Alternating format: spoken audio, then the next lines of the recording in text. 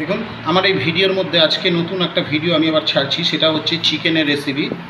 Mutton তো অনেক খেয়েছেন, কিন্তু এইভাবে একবার চিকেন রান্না করে খান, দেখুন মটন হেরে যাবে। চলুন এবার রেসিপিটা দেখাই।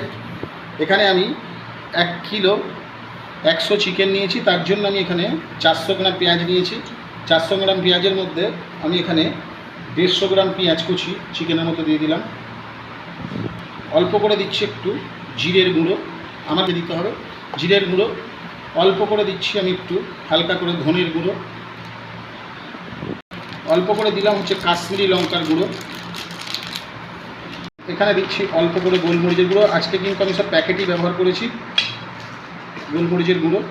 এখানে দিচ্ছি আমি এখানের জন্য নিয়েছি 400 গ্রাম টমেটো, তার সঙ্গে আমি 150 গ্রাম টমেটোর মধ্যে অ্যাড করে দিলাম। এখানে দিচ্ছি 2 চামচ আদা রসুন বাটা। দিলাম একটু হলুদ, দিলাম হচ্ছে 5টা কাঁচা লঙ্কা ছেঁড়া, ঝাল যেমন খাবেন সেই বুঝে ঝাল দেবেন। 2 চামচ মতো টক দই, হালকা একটু সরষের তেল। দেখুন এটাকে আমি ভালো করে ম্যারিনেট করছি।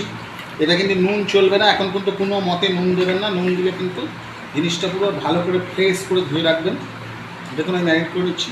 দেখুন ঠিক আমরা মটনে যেরকম আলু দিই সেইভাবে আমি এখানে 4 টুকরো আলু নিয়ে নিয়েছি। আলু আপনারা যেমন খাবেন সেই পরিমাণে দেবেন। আমি 4 টুকরো সেই আলুটাকেও এখানে একটু আমি এর সাথে ম্যারিনেট করে নিচ্ছি, এই মশলার সাথে। এইভাবে ম্যারিনেট করে আমি ঠিক 1 ঘন্টার জন্য রেখে দেবো। 1 ঘন্টার জন্য আমার ম্যারিনেট হোক। এখানে একটা হাঁড়ি বসিয়ে দিয়েছি, আপনাদের প্রেসার কুকার থাকলে আপনারা প্রেসার কুকার নিয়ে নিতে পারেন। চলুন 1 ঘন্টা হয়ে গেছে, মাংসটা ম্যারিনেট করে রেখে দিয়েছি। দেখুন এখানে যে ম্যারিনেট করা আছে, হাঁড়ি নিয়েছি, মানে চটানো হাঁড়ি। তো আপনাদের প্রেসার কুকার থাকলে প্রেসারও করতে পারেন। চলুন এবার এর মধ্যে আমি তেল দেব। দেখুন এর মধ্যে তেল দিয়ে দিয়েছি আমি। দেওয়ার পর তেলটা গরম হয়ে গেছে। এবার সেই ম্যারিনেট করা আলুটা আমি এর মধ্যে ভেজে নেব। দেখুন এর মধ্যে একটু হালকা করে নুন দিয়ে দিলাম, দিয়ে দেখুন আলুটাকে আমি আগে ভেজে নিচ্ছি। এখানে হালকা করে একটু চিনি দিয়ে দিলাম।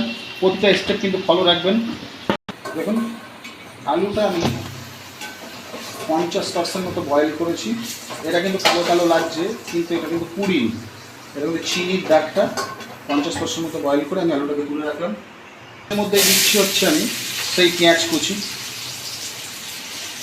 দেখুন এবারে অ্যাড করবো এখানে স্বাদ অনুযায়ী লবণ।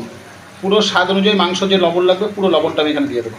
ঠিক নুন দেওয়ার পরে আমি এখানে বড় তেজপাতা হলে একটা দুটো দেবেন, আর ছোটো হলে 3-4টে দিয়ে দেবেন। আমি ছোটো তেজপাতা বলে এখানে 3-4টে তেজপাতা আমি এখানে দিয়ে দিলাম, এই যে 3-4টে। দেখুন এই টাইমটা পেঁয়াজ থেকে তেল ছাড়তে শুরু করেছে। এবার এর মধ্যে আমি আদা রসুনের পেস্টটা দেবো। দেখুন ওখানে দিয়েছিলাম 2 চামচ আদা রসুন, এখানে দিয়েছি আমি ঠিক 3 চামচ। পরিমাণটা বলে দিলাম আদা রসুনের, ওখানে 2 চামচ, এখানে 3 চামচ। আমি আদা রসুনের পরিমাণটা বলে দিলাম। আর আমি কিন্তু গ্যাসের ফ্লেমটা স্লো রেখে দিয়েছি, হয়তো এখানে এই প্রশ্ন আসতে পারে। দেখুন এখানে আদা রসুনটাকে আমি একটু ভালো করে ভেজে নিচ্ছি, যাতে কাঁচা গন্ধটা না থাকে। পুরো স্লো আছে কিন্তু গ্যাসের ফ্লেমটা। দেখুন এখানে টমেটো কুচিগুলো দিয়ে দিলাম।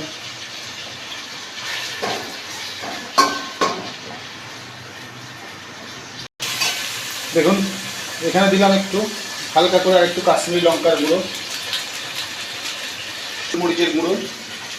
অল্প করে আবার দিলাম একটু জিরে, একটু ধনে। দেখুন কোনো রকম দিয়ে আমি এটাকে একটু নাড়িয়ে চেড়ে দিলাম। মশলা থেকে তেল ছাড়া শুরু করে দিলেই ম্যারিনেট করা মাংসটা ঢেলে দেবো, ম্যারিনেট করা এটা। দেখুন স্বাদ অনুযায়ী লবণ আমি অ্যাড করেছি। এবার আমি এখানে যেটা অ্যাড করছি সেটা হচ্ছে আমি ভিনিগার 1 ছিপি, 2 ছিপি, 3 ছিপি। এখন হালকা নাড়িয়ে নেওয়ার পরে আমি ম্যারিনেট করা যে মাংসটা ছিল আমার, সেই মাংসটা নিতে আমি আস্তে আস্তে ঢেলে দিচ্ছি।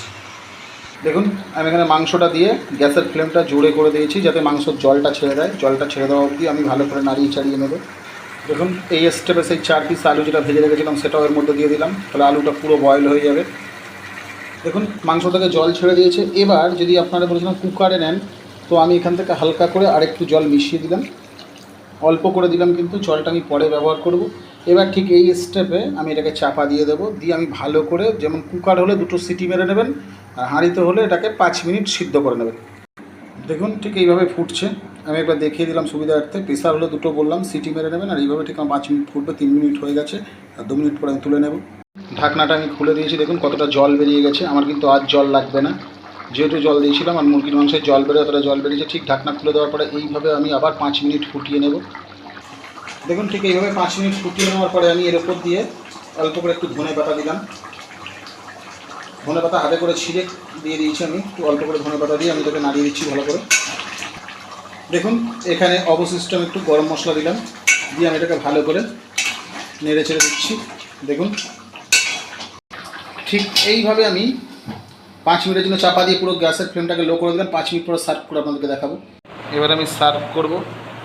আমি নামিয়ে নিয়েছি, 5 মিনিট হয়ে গেছে। চলুন আস্তে আস্তে সরাটা তুলি। দেখুন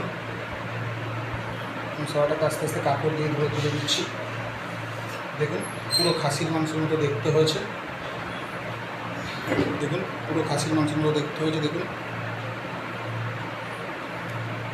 তো অনুরোধ রইলে বাড়িতে একবার অবশ্যই ট্রাই করবেন, আর কেমন খেলেন কমেন্টে আমাকে একবার লিখবেন। দেখুন